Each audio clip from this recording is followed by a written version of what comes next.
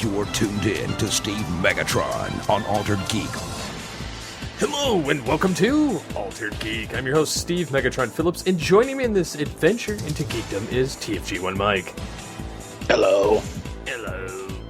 Hello. So, on this episode, we're going to be talking about a couple of different topics, one of which being what we're streaming right now and why we're enjoying it, as well as some various rumors and confirmations in the TV and film universe of a variety of franchises.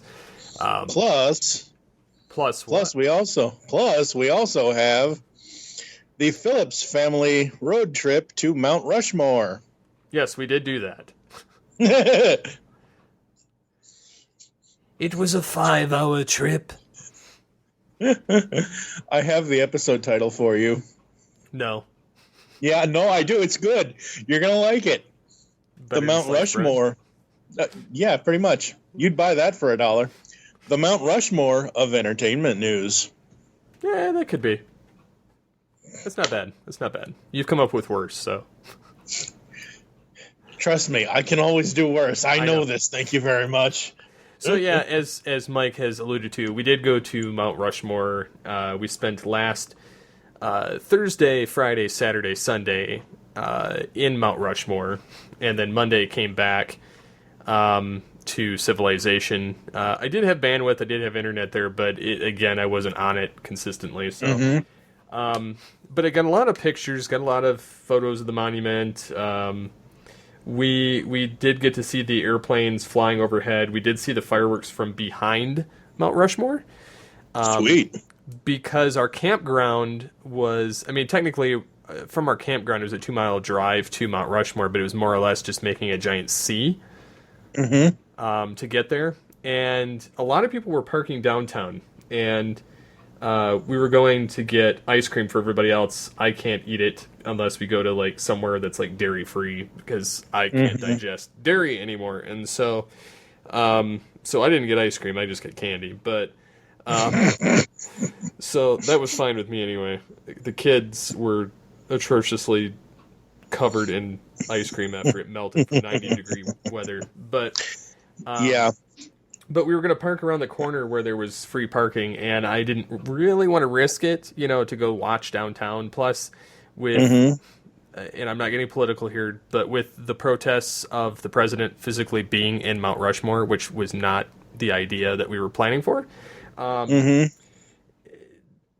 didn't really feel comfortable with having us in the downtown area with what people have been known to do during those protests. And so, rather than put my family in jeopardy of physical harm or possibility thereof, because a majority of people were hardcore Trumpers. I'm not on either side, but I'm just putting that out there anyway.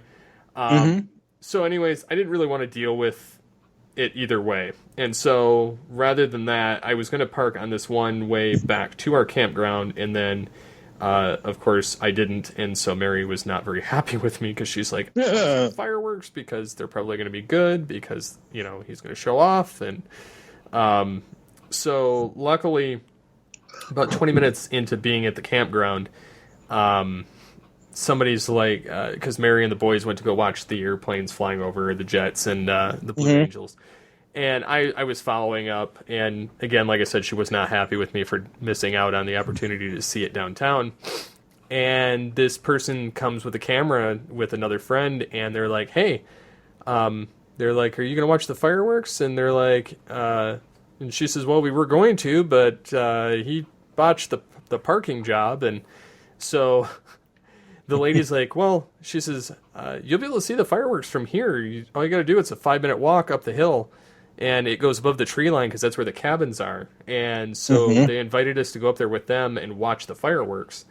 Oh, sweet. And so we were able to see them from behind Mount Rushmore. Granted, I had to zoom in my camera a little bit, because, they looked about the size of my computer monitor from, from that distance. But yeah, I mean, it came out well. I got to see it, and everything was well. And so So let me ask you, as I know we've said off air, this is the first time you have been to Mount Rushmore. Correct. What was it like looking at it, being there? What was the feel of being in the moment of actually seeing Mount Rushmore?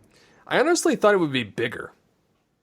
I think that's what everybody says, honestly. Well, like, because I got up there and I'm like, okay, this is really big, and I know that the nose is like 20 feet long, so I mean, I guess when you get closer, but they had most of it locked off when we went because they were roping it off for the fireworks and for the president being there the next day, and they had it closed the whole next day, so they had a lot of the trails locked off because they were preparing it. And so, honestly, I thought it was going to be bigger. And, I mean, the funniest thing is the whole thing with social distancing. Yeah, people were wearing masks, about 50% of them, and then the other 50% not. But we were all in such close quarters because the paths were all blocked off, which they do this at any of the parks or the beaches, too. And it makes no sense. Like, the more you close off, the more clustered together people will be. Exactly. So if you're worried about social distancing, why are you closing off areas where people would naturally spread out on their own? Or like creating these crazy, ways to get into lines, to get into stores. It honestly, you're not going to have the issue with people purposely trying to be right next to somebody else. Majority of the population does not want to be next to somebody. I don't want to be near anybody. Besides my wife, I don't want to be near anybody physically at all. Well, and that's kind of how I am unless I'm at work or something. Like, I don't care. If I see a cramped aisle at the store, I physically don't go down it. I'll go down the next aisle or somewhere else until I can get down the aisle because I don't like being cramped around a large amount of people. Right. And that's the other thing, and this is going to be a tangent here, folks. That's the other thing with now the social distancing, the physical distancing. Our local Walmart here in Vancouver, Washington, at least the one we go to for the most part, has now, because no one was really looking at the floor of the store, they now have red and green signs on which way you're supposed to go down the aisles. So it's arrows, but they actually have signs on the aisle so people will see them. And it's like, oh, if there are too many people in the aisle that I need to go down the right way, I need to go down 2 more aisles to go down another one the right way to come back up the other end, the other, and it's like I honestly, that's why it takes shopping so much longer now because of. Well, the funny thing is with that is I don't pay attention to that because I think it's asinine. I don't think that it's yeah, I get what they're trying to go for, and I get that they're trying to prevent people from just clustering down the aisle. But the problem is half the time you've got people stocking the aisles, and you can't get down there anyway because they've got both sides blocked. And because you can't go down the opposite direction, you can't physically get down the aisle to get what you need, even if it's close to the end within like 4 feet. And because Mary had that happen the other day, she was at the grocery store or at Walmart or somewhere, and they were like, "You gotta go all the way around," and she's like, "It's right here. It's in arm's reach. You gotta go around." So like she, was like, okay, so she like walked around, but it was just, it's so stupid, to be honest. And the only time that I have gone the wrong way is if nobody's behind me or in front of me, or if nobody's in the aisle, and like you just said, it's right there on the end of the aisle, and you don't have to go down too far. But I have actively called out people saying, there's arrows on here, especially like if I see 3 different people in carts coming down the aisle, and I physically cannot walk a store anymore. I haven't been able to walk a grocery store since 2012. I just physically can't do it. Because not only my weight, but also the fact that I have mobility issues. So I use a motorized cart. I'm disabled. I've been disabled my whole life. I'd still be disabled if I was 120 pounds or 220 pounds or whatever instead of the 400 pounds that I am. So the disability isn't going to go away regardless of my weight. So, but there are times where it's like, I'm trying to follow the store's orders, and it's like other people just like, come on. That's why I say I don't like being near people. But yeah, I mean, that aside, overall it was a good trip. We got to be out in nature, got to see a lot of animals, so it was just a lot of fun. So getting into the episode, of what we've been streaming, I've been having fun watching Agents of S.H.I.E.L.D. again. Really? Yeah, which is funny because I dropped it 3 seasons ago. Mm. And then recently, like within the last 2 months, I probably blitzed through the rest of what I was waiting on, and now I'm stuck to the week to week. This season is actually pretty blasted solid. The Ghost Rider season that they had like 2 or 3 seasons ago was okay. And spoiler alert, if you haven't seen it, Coulson dies at the end of that season because he takes on the role of Ghost Rider to take out this life model decoy that's gone AWOL and is trying to kill his team, and so he takes on Ghost Rider to incinerate it. And it burns up the rest of the Kree blood, which causes his original wounds from Loki to start resurfacing. So he starts dying because of it. And so he goes to like a tropical place, and then Quake and Melinda May meet him there. But because they had this whole space adventure the season before or the season after or something, some alien took on his persona, like his body. It was using basically his meat suit, as it were, to torment the crew or to torment the S.H.I.E.L.D. members. And he's destroyed by the end. But this season they introduced Coulson as a life model decoy, like what I originally thought they were going to do in season 1. And so he's got like super strength and everything else, but he's got all of Coulson's memories. But he's basically the Chronicom, which is like the baddies of this season. But it's time jumping, so they get to go into Agent Carter's timeline. And all the way through to current day.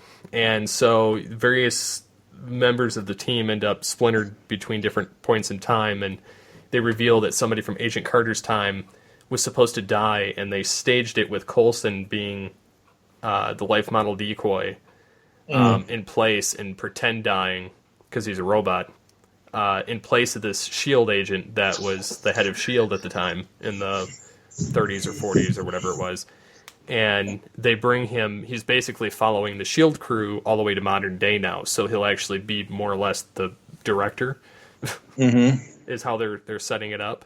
And Coulson, I won't say what happened to his life model decoy, but there's something that happens, and Melinda May's like, because like Coulson makes this line when he's taking out the bad guys, he's like, "You don't know my superpower," and they're like, "And that is," and he's like, "I don't stay dead," because every time you think he's out, he's not.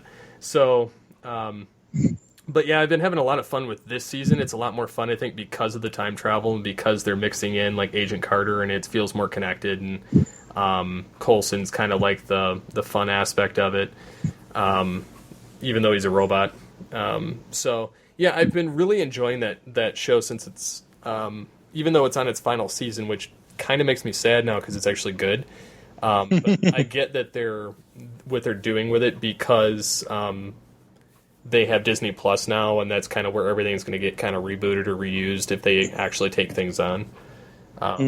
So yeah, I mean, that's one of the main ones I've been watching. I've been also just kind of like Mask of the Phantasm, 1989, Batman. A few things of Star Trek, but I haven't really been watching that even lately. I've been kind of watching other things. But yeah, I mean, that's kind of what I've been paying attention to recently. Very cool, very cool. For me,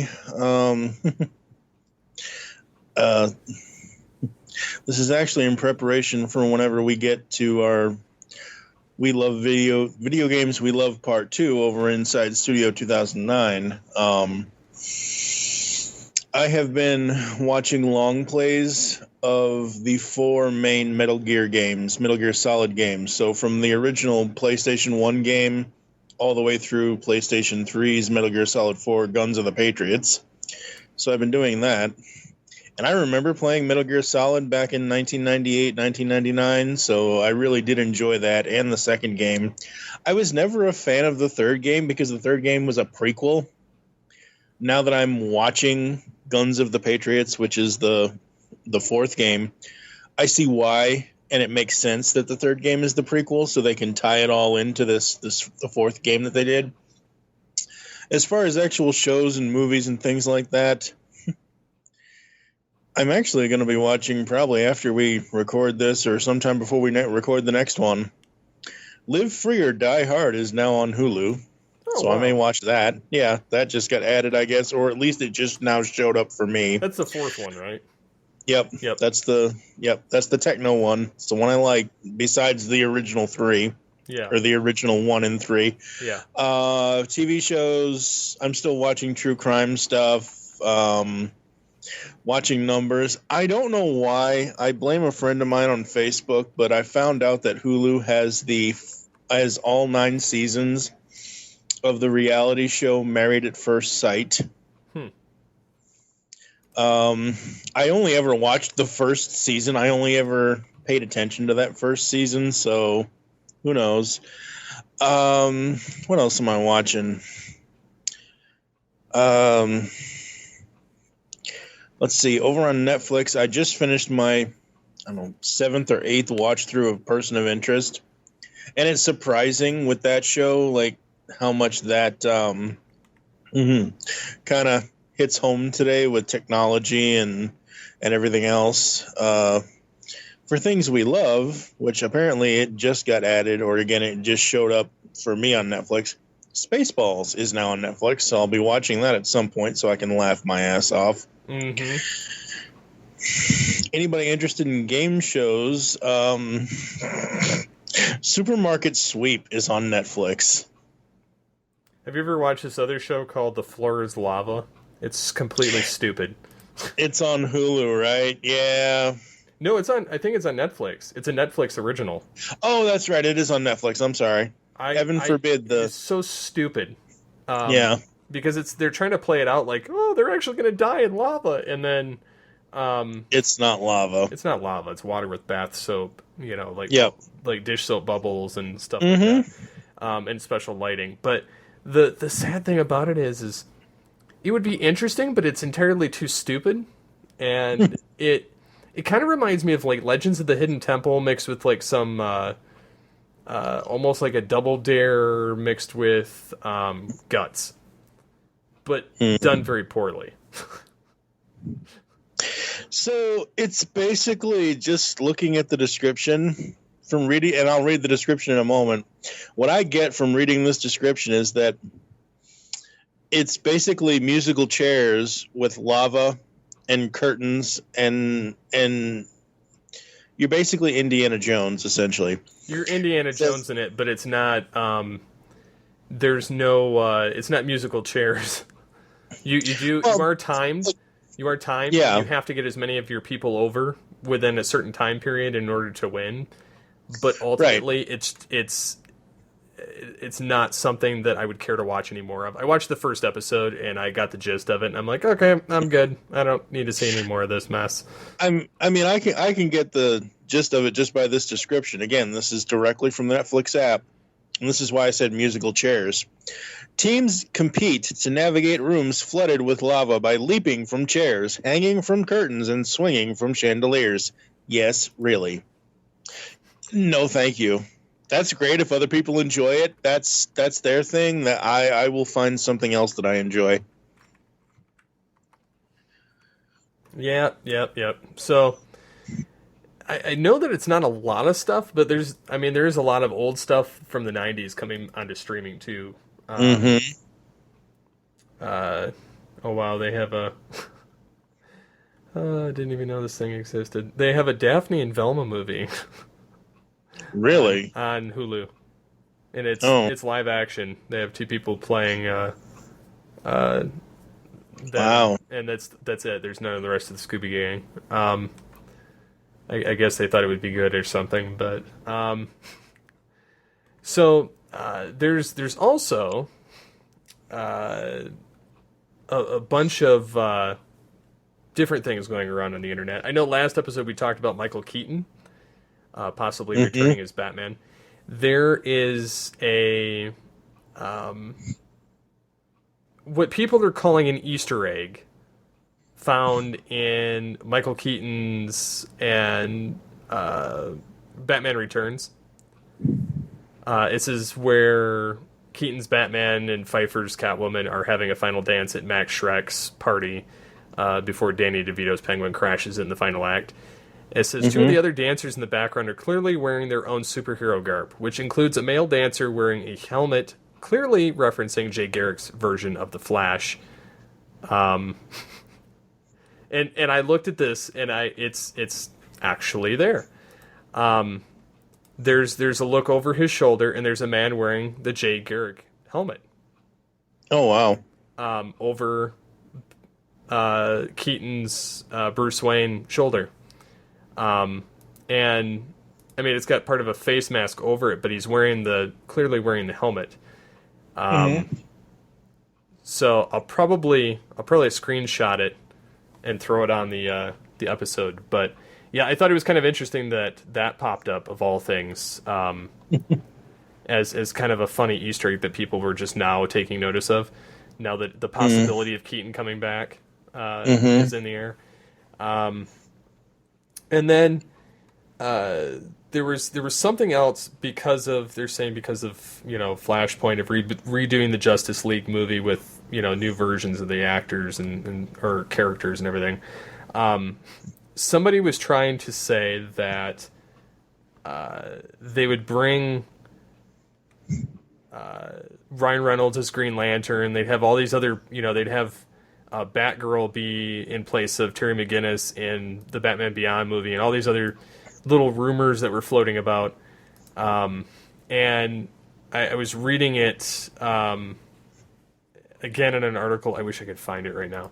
But it's by that Humberto Gonzalez or whatever, that he's got the... he writes for The Wrap now. But he used to own his own... more or less his own movie movie website, I should say. Right. So anyways, he was talking about some of the things that people were reading too much into we're going to have this new Justice League movie where all these other characters and all these other actors are coming back, and they're like, this is all just like speculation on people's behalf. None of it's true.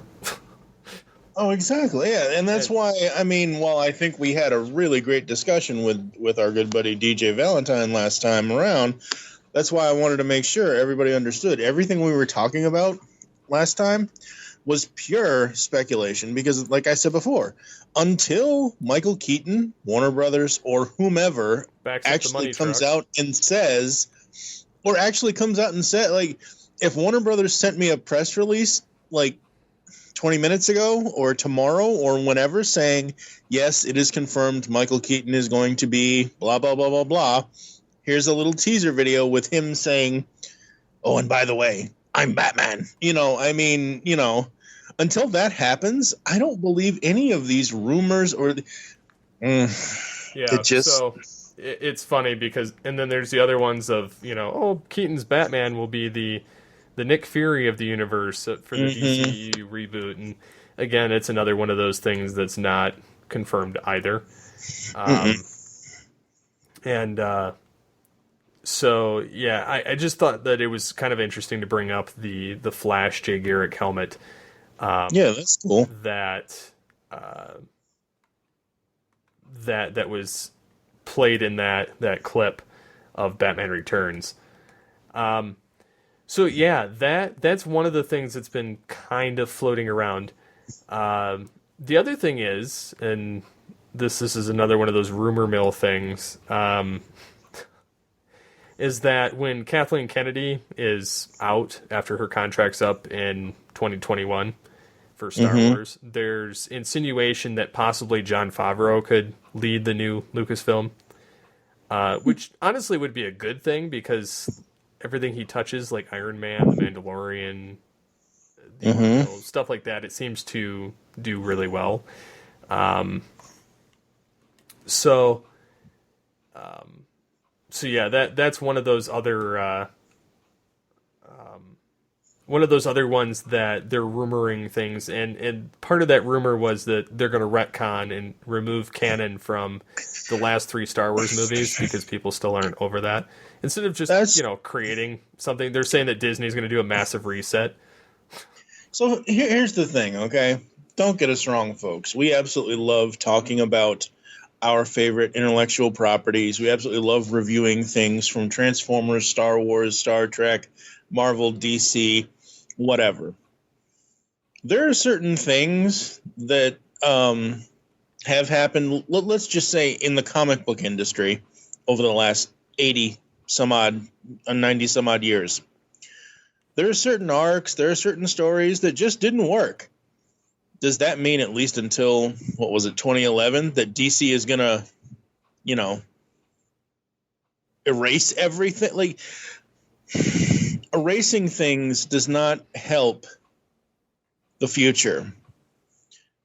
Going back and, you know why the 80s is the most rebooted and redone decade? Because the 80s got it right. The 80s figured out what was popular, at least at that time, and cashed in on it. You look at any of the movies that we love from the 80s, even some of the bad ones that most everybody hates, good ones, Ferris Bueller, Beverly Hills Cop 1 and 2, because those actually came out in the 80s. 94 was 94. Transformers the movie, say what you will about He-Man and She-Ra's Secret of the Sword. G.I. Joe the movie, say what you will about that, because of whatever. All this stuff that we loved came from the 80s, and now, because no one can come up with an original flucking idea, and I said flucking as in ducking, no one can come up with an original flucking idea. They have to constantly go back to the well and make things worse. Like, I saw somebody said something, or somebody posted something about something getting a the latest thing I saw as of today, as of this recording, the Wonder Years is supposed to be getting a new reboot thing. We'll get into that in a minute. Okay. But no, but my point is, and I know I said this, I'm kind of contradicting myself because I said this in another episode of recently about how on certain Kickstarter things I can't get into them because even though they are original content, it's not things that really appeal to me. And I get that I'm being hypocritical with that. And sorry, not sorry. People are hypocritical all the time. There's, you know what? We're all humans. Our opinions all change at various things. That's why top 10 lists are never the same. But it's one of those things where stop going back to the 80s. Stop trying to recapture what already happened and make something new. Create something that, you take National Treasure, for example, those two films. The third film, if it ever happens, great. But you take those two films. That was a movie and a sequel that absolutely captured me because it was about American history and how to either make it for good or evil. Because you have, in the first film, you have Ian and all his guys trying to steal the treasure, and you have Ben and all his guys trying to, save it and make sure it's preserved and make sure whatever. That was a good franchise, even though I'm sure there are things in that movie that have been done before. It wasn't, let's have Nicolas Cage as the new Indiana Jones. You know what I mean? Mm-hmm. Like, it's a new franchise with the same similar style. Right, but it was something new and different. And Indiana Jones, even though that trilogy focuses on, because I'm sorry, I only recognize it as a trilogy, focuses on treasure hunting, and it's more world artifacts than just specific history of the United States. And that's where National Treasure kind of filled a shoe, where it's like, let's focus on, this, at least in the first film, and by the second film, they went to Cibola and all that and everything else. But yes, I don't know how to keep doing the original idea thing, because we always end up going back to what works for us or what we like. So, I mean, how many times has All Things Transformers died and been resurrected? Many. But you know what I mean? I'm saying, like, oh, we love this. Let's bring it back. But it's something we love. Whereas in Hollywood, they don't have an original bone in their body, apparently. Yeah. So, kind of jumping back on the original bone issue. They're trying to say there's another rumor floating around that Ben Affleck is returning as Batman only on HBO Max, which again that was shot down by the same Umberto guy. Yep. Now, granted, Cosmic Book News and some of these other places, like they're getting some of this info from because they're saying that they created a multiverse so they can have any Batman that they want. Which just seems like a BS cop-out answer. There's a podcast or a video show on YouTube called Lightcast, which is Cultured Nerd, and again, it's not, another one of those sites I've never heard of. And they're saying that Ben Affleck signed that. They're saying that the Flash movie is creating a DC multiverse with different Batmen, and that's why they're bringing in Keaton and then still having the Pattinson and then having Affleck. And then there was another rumor that was shot down that's saying, and again, this was like a week after the other one. They said, and now Ben Affleck's not Batman. Ryan Reynolds is not Green Lantern, and they're not going to, have a new Justice League and not, get Keanu Reeves for a new Constantine and, Batgirl to be in the Batman Beyond movie. Because I found the article now. That Umberto Gonzalez said that, they're cool rumors, but none of them are real. He said that there is a Zatanna movie being in development, but there's not been a director or anything attached, so it's a nothing burger. Yep. So, and then there was like a rumor of J.J. Abrams rebooting DC through a Rebirth movie, and then he's like, not true. No. There's none of this is true, and so it's he didn't shoot down Henry Cavill returning. He says nothing yet. Yeah. And see, that's the thing, like the internet age we are now in, the internet age we've been in for the last 5 or 6 years or so, people will look at something like Cosmic Book News or We Got This Covered or whatever, and they'll see the headline, and sometimes they might click past it, sometimes they might not. 90% of the time they don't. Right. But my point is, you have these websites out there that are making money off of false rumors and speculation that may never come to pass. And that's not fucking cool.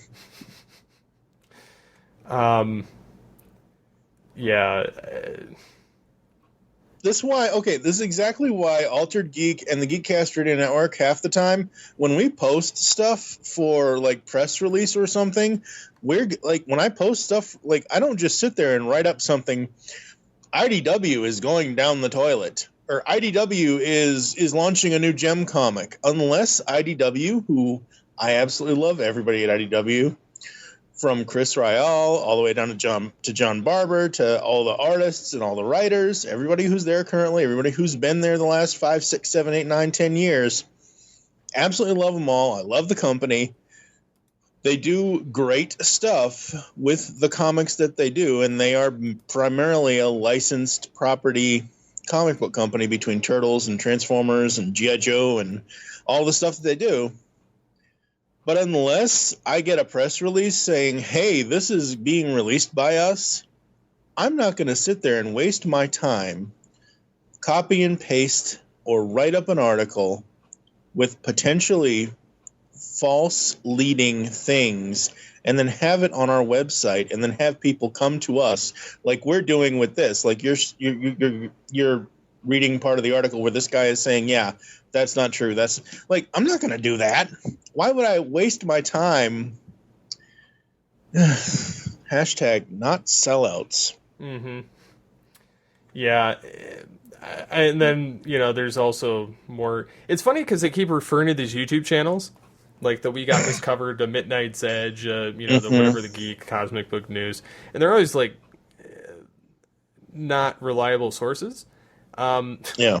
Because it's a rumor. It's just, it would be like if I said, well, I heard that Batman is coming back and he's going to be on the DC Universe app and they're going to have Michael Keaton play him and then they're going to have, I don't know. It's just because like that's all that's basically happening right now is people are like, oh, there's even other talk of a Batman Beyond series coming to or film or mostly series whatever on HBO Max with Keaton and something else. And there was another YouTuber like that Grace Randolph said that they don't have according to her, but where's the source? They don't have a direct adaptation of Batman Beyond story, but there are ideas to use for Batgirl and have Barbara Gordon instead of Terry McGinnis, which doesn't line up with the timeline anyway. It's laughable in the first place. All these weird like YouTube channels, because nothing is actually in production. Literally, that's nothing is in thing. production. Yeah, everyone is like, "Hey, I hear that this might be happening," and it's laughable because nobody has any information because nothing's greenlit. Exactly. And that Flash movie, for instance, has been in production hell for 4 years because they can't seem to keep a director because it's got studio interference. Now, speaking of keeping an actor, the Batwoman TV series has cast its new series lead in, I'm going to butcher this name, Javicia Leslie. Okay. African American playing the new Batwoman, which, okay, cool. So they're trying to break all these different molds anyway, with her being, African American, bisexual, LBGT or whatever. I know I just butchered that too, but anyways, they're having her play a character named Ryan Wilder, who's going to be the new Batgirl, basically replacing Kate Kane. Which honestly, I mean, good for them for the representation. I honestly had dropped Batwoman after Crisis. Yeah, I watched it up through Crisis, and I did that with Supergirl too.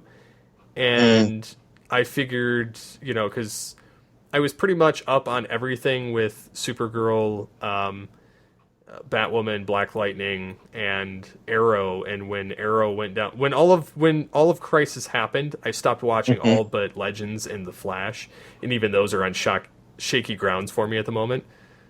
Yeah, I think I've said before on this show, my biggest issue with Batwoman was that the Alice in Wonderland storyline should not have been the entire first season. It should have been like the first 5 or 6 episodes.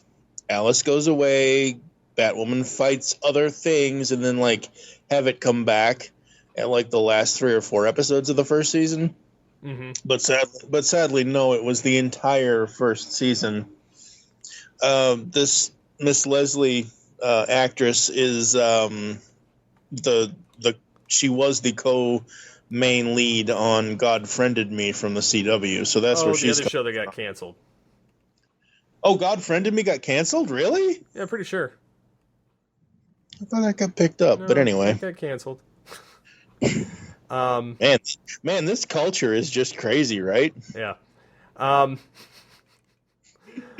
So anyways, yeah, I have no problem with her playing the part.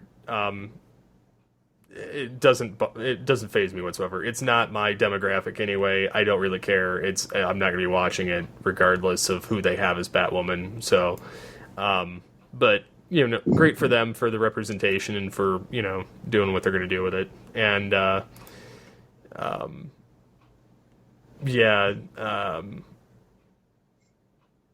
as far as other changes in television, you mentioned the Wonder Years reboot, which is going to be a black family instead of a white family, which it looks like Fred Savage, the star of the original series, will direct the pilot and executive produce. So it will have some ties with the original as far as production crew, but I'm guessing that it will not have any of the original cast. As it's probably not. Probably because it's going to be going in a totally different direction. I forget, there was another series a few years back that they did this with. Party of Five. That they changed the cast to be... I don't think it was that. There was another one that was all white, and then they changed it all black, and then it got canceled shortly thereafter. No, but Party of Five is one of the ones that did that, because obviously the original Party of Five was an all-white family. And then the new Party of Five, they made it be all about the kids are in America, their parents got deported, and this, that, and the other thing, and immigration and whatever else. And I'm only saying that because that's what I remember. I'm not actually, which I probably should just look it up myself, but that's what I remember hearing about it. Yeah. And I don't think it lasted that long. Yeah, I don't think it did either. And to be honest, I never was a huge fan of the original Wonder Years, so it doesn't resonate with me anyway. No. But I find it interesting that that's one of the series that they chose to resurrect. Yeah. So it's funny, both God Friended Me and Party of Five got canceled. The news came out in April, 3 days apart, April 14th and April 17th of this year. Party of Five reboot canceled at Freeform after one season. Party of Five, the Amy Lippman and Christopher Keyser reboot of their 1990s Fox family drama, has been canceled by Freeform after one season. The series, which reimagined the original show's orphan Salinger children as the separated by deportation Acostas, aired its 90-minute season finale on March 4th.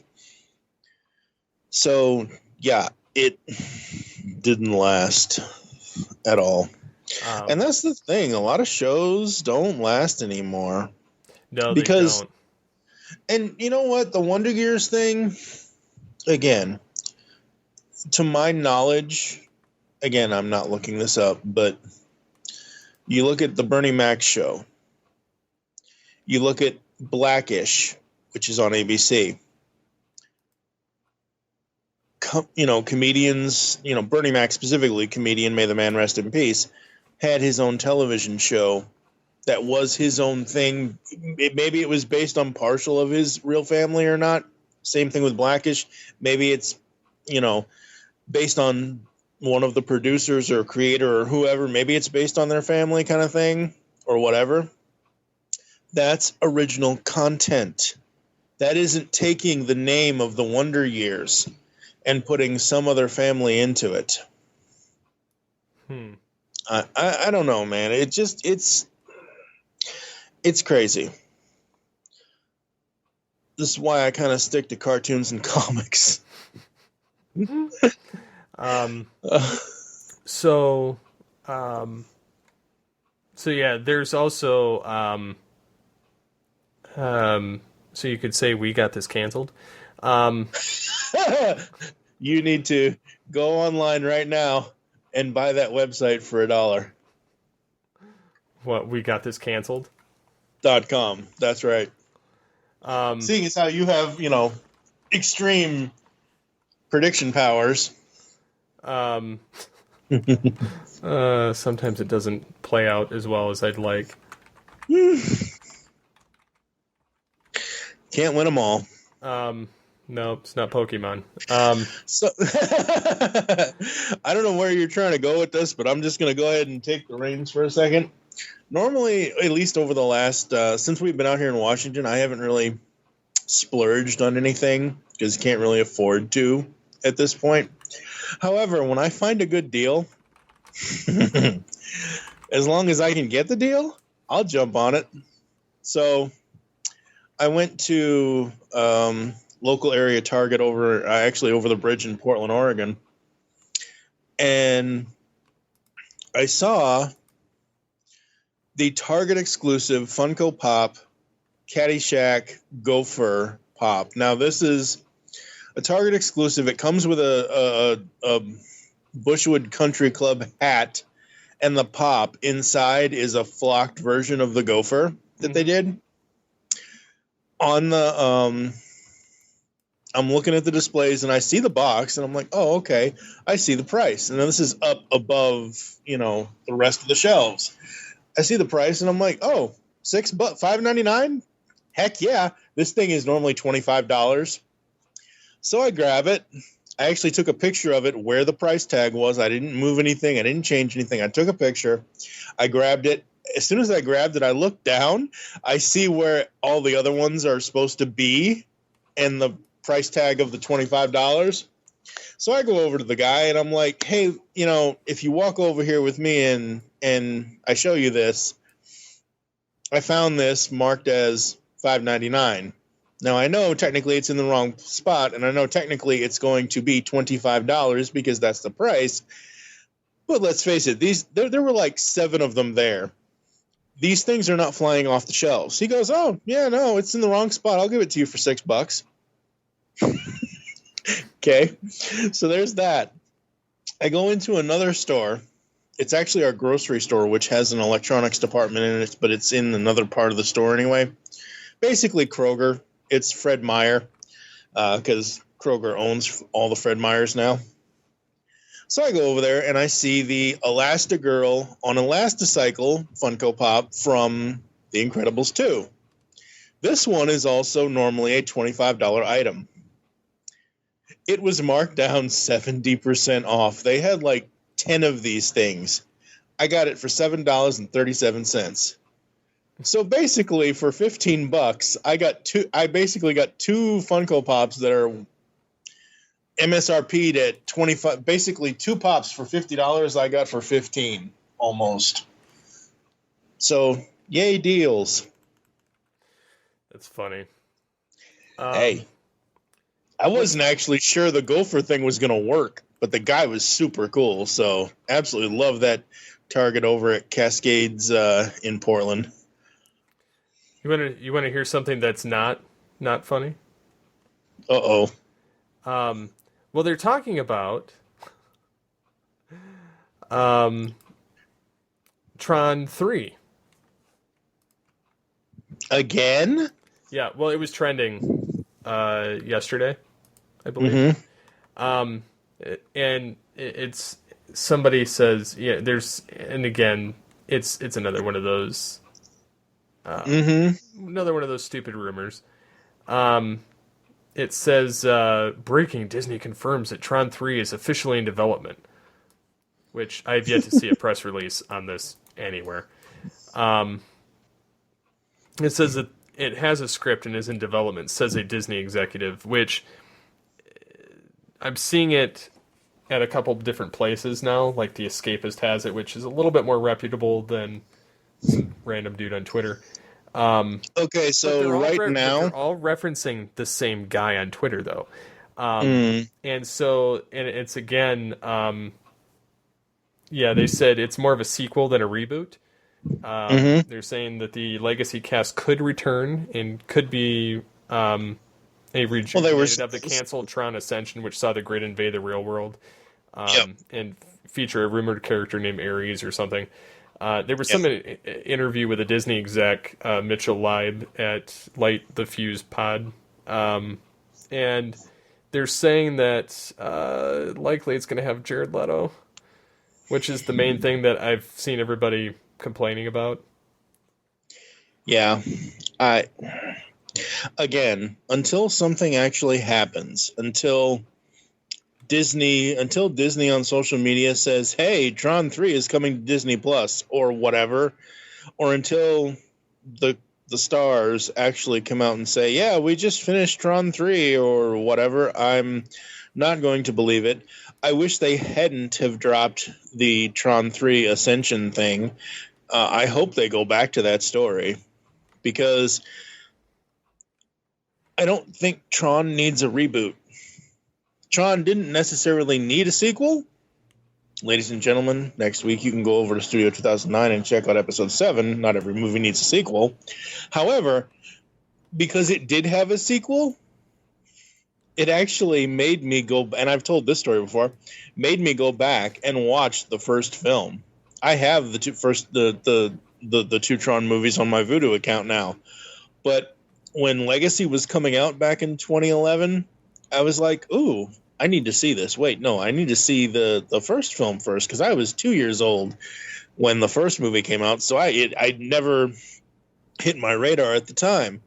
So I remember the first time I saw Tron, it was in like a 10-part YouTube playlist. Like, oh, God. But absolutely love Tron.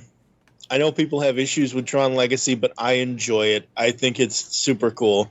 And I was very excited to see where they were going to take the story. Does it need more than a third movie kind of thing? No, probably not. But who knows? As long as they don't wait 20 or 40 years to do it, sure, why not? Well, I thought that they could have used one, to be honest. And I really enjoyed the second one, but if they don't have anybody from the second one in the third one, I'm going to feel kind of... Yeah, that might feel a little... Yeah. So, yeah, that's about the only thing that's going to have me kind of on the whole thing. But yeah, I mean, that's the main thing I got going as far as like the rumors and all the talk. I would be happy for a Tron 3.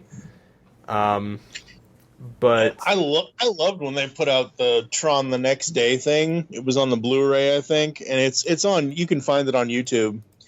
But it's basically, we finally see Ram in the real world, and we see Bruce Boxleitner as, obviously, Alan/Tron,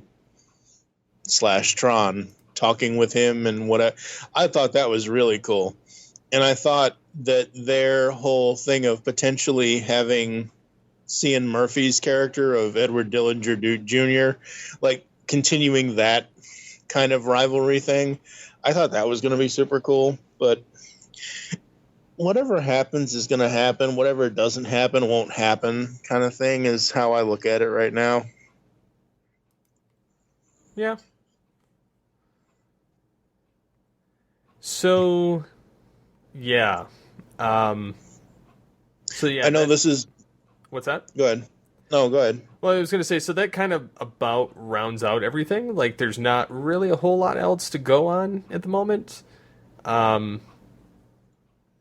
So that's pretty much all I wanted to bring up this episode. So what I would pose to the listeners is there anything that stood out to you? Is there anything that matters to you that you're looking forward to?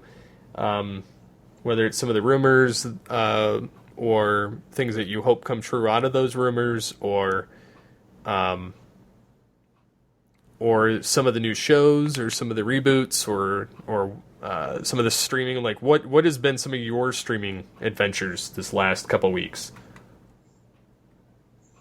Absolutely. Now, see, as much as I believe you enjoy these, I don't know how well you like the sequels, but you like the Mighty Ducks, right? Yes. Okay. Did you enjoy, or are you okay with the 2 sequels that it had? Yeah. Okay. I don't remember them enough, but I was fine with it. D2 was where they were Team USA, and they ended up being the Team USA Ducks. D3 is where Bombay comes back, and they all have to go to this hoity... Anyway, point is, The Mighty Ducks, the first film, is currently on Disney+. Anybody can watch it. Our good buddy Optibotamus, a.k.a. Paul, on YouTube, loves the Mighty Ducks. And I said, ooh, yeah, I can't wait until later this year when D2 and D3 hit Disney Plus as well. He goes, yeah, it would have been great if they hit it all at one time. I said, hey, in the world we live in now, at least I have something to look forward to. So this is the cool thing about the Disney Plus streaming service that I actually love. D2, The Mighty Ducks, coming soon to Disney+. Due to existing agreements, this title will be available October 30th, 2020. Add to your watch list now. That's great. They actually let us know, because of whatever existing contracts or whatever, that it's not there yet, but it will be later this year. Same thing with D3. They're both coming October 30th of this year to Disney+. And yeah, I'm really stoked for that, because I would love to have a marathon watching those three movies. Mm-hmm. Mm-hmm. So, is there anything that you'd like to pimp out before we go?